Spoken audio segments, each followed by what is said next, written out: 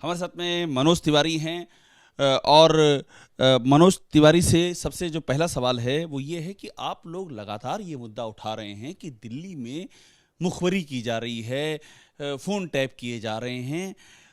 मेरा सवाल ये है कि ये किस आधार पे आप ये बात कह रहे हैं? क्या आपके पास ऐसी इन्फॉर्मेशन है जो आपको ये कहने पे मजबूर कर रही है, और किसकी मुखबरी की जा रही है? दिल्ली की सरकार के द्वारा बड़े बड़े ऑफिसर्स के, दिल्ली के बड़े व्यापारियों के, पॉलिटिशियंस के फोन टेप करते हुए वो पकड़े गए हैं। हम अंदेशा नहीं लगा रहे हैं।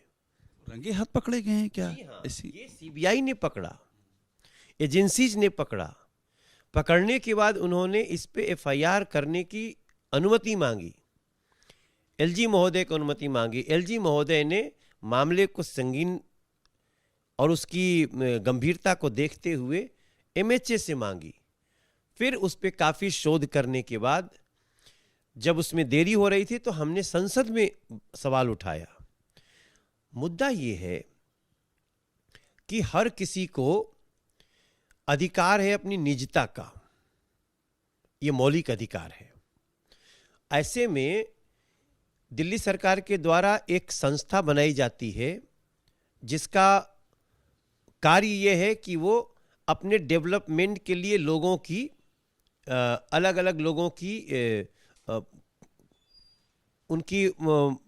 उनके भावों को रिसीव करेंगे, लेकिन वो करने क्या लगते हैं, टेप करने लगते हैं। किसका फ़ोन ऐसा टैप कर लिया उन्होंने जो आपको लग रहा है कि वो बात जो है एमएचए और राष्ट्रीय सुरक्षा तक पहुंच गई है? देखिए, जब फ़ोन टेपिंग दिल्ली में होगी तो किसका हो सकता है? दिल्ली में बहुत सारे ऐसे रक्षा क्षेत्र में काम करने वाले लोग हैं जो अत्यंत गोपनीयता से काम करते हैं।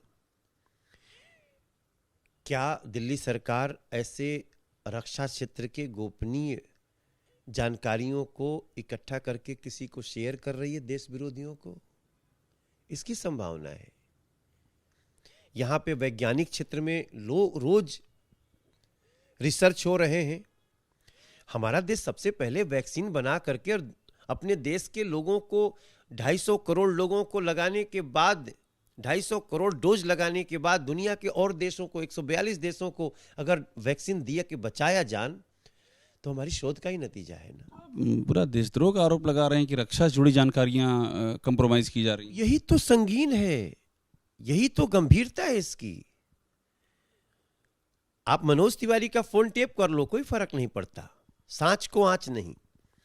लेकिन यहां वैज्ञानिक क्षेत्र में, रक्षा क्षेत्र में और देश की और भी कई गोपनीय दस्तावेजों को, बातचीत को अगर आप टेप करके इकट्ठा कर रहे हैं तो शंकाएं बहुत हो जाती हैं। ऐसा क्यों करेगा मनोज भाई? मोटिव क्या होगा?